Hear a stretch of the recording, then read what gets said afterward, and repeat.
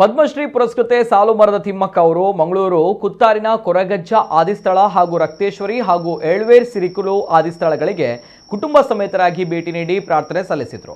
ಬಳಿಕ ಮಾತನಾಡಿದ ಅವರು, ಎಲ್ಲರಿಗೂ ಕೂಡ ಒಳಿತನ್ನ ದೈವ ಶಕ್ತಿಗಳು ಕರುಣಿಸಲಿ, ದೇಶಕ್ಕೆ ಬಾಧಿಸಿರುವ ಸಾಂಕ್ರಾಮಿಕ ದೂರವಾಗಲಿ, ಎಲ್ಲರೂ ಪರಿಸರದೊಂದಿಗಿನ ಕಾಳಜಿಯ ಜೊತೆಗೆ ಸುಖಕರ ಜೀವನ ನಡೆಸಲಿ, ಪ್ರಕೃತಿ ಆರಾಧನೆಯೇ ದೈವಾರಾಧನೆ ಎಂದು ಅವರು ಹೇಳಿದರು.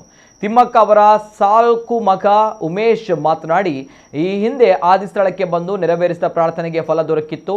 ಇದಕ್ಕೆ ಪೂರಕವಾಗಿ ತಾಯಿ ಜೊತೆಗೆ ಬಂದಿದ್ದೇನೆ. ಅವರಿಗೂ ಇನ್ನಷ್ಟು ಶಕ್ತಿ ಆರೋಗ್ಯ ನೀಡಲಿ ಹಾಗೂ ಸರ್ವರಿಗೂ ಒಳಿತನ್ನ ಕರುಣಿಸಲಿ ಎಂದರು. ತಿಮ್ಮಕ್ಕ ಅವರನ್ನ ಮುನ್ನೂರು ಗ್ರಾಮ ಪಂಚಾಯತ್ ಅಧ್ಯಕ್ಷ ವಿಲ್ಫೆಡ್ ಡಿಸೋಜಾ ಸನ್ಮಾನಿಸಿದರು. ಕಂದಾಯ ಅಧಿಕಾರಿ ಮಂಜುನಾಥ್, ಪಿಡಿಒ ರಾಜೀವ್ ನಾಯ್ಕ್, ಗ್ರಾಮ ಕರ್ಣಿಕ ರೇಷ್ಮಾ, ಕುತ್ತಾರು ಶ್ರೀ ಕೊರಗಜ್ಜ ರಕ್ತೇಶ್ವರಿ ಏಳ್ವೇರ್ ಸಿರಿಕುಲು ದೈವಸ್ಥಾನದ ಹರೀಶ್ ಕುತ್ತಾರ್ ಇತರರು ಉಪಸ್ಥಿತರಿದ್ದರು.